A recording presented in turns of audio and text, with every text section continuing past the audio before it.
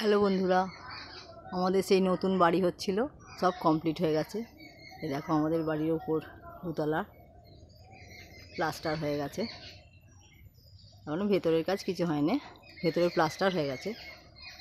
আমাদের বাড়ি এই ঢুকছি,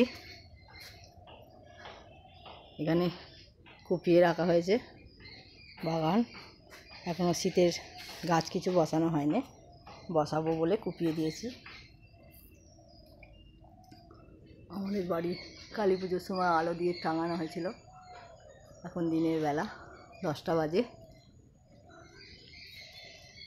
আমাদের বাড়ি এই উঠোন দিয়ে ঢুকছি, রাস্তা। আমাদের বাড়ির নাম দেখো,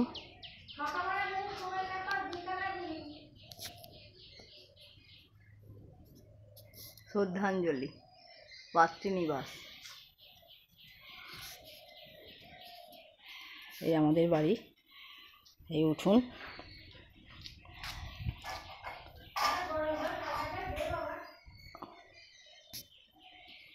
এখনো কমপ্লিট হয়নি। এই আমাদের পুরনো ঘর, অ্যাডভেস্টারের চাল। আমাদের বাড়িতে প্রচুর আম গাছ আছে, এটা ল্যাংড়া গাছের আম।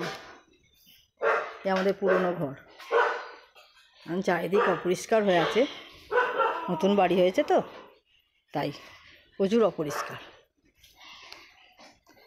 আমাদের বাগান দেখছো, প্রচুর গাছপালা আছে, প্রচুর আম গাছ। এটা হচ্ছে হিমসাগর, ওদিকে চন্দ্রমল্লিকা, বোঝাতে পারবো না। প্রচুর নারকেল গাছ আছে, কত কাঠ পাতা চারিদিকে ভর্তি হয়ে আছে, পরিষ্কার করানো নেই।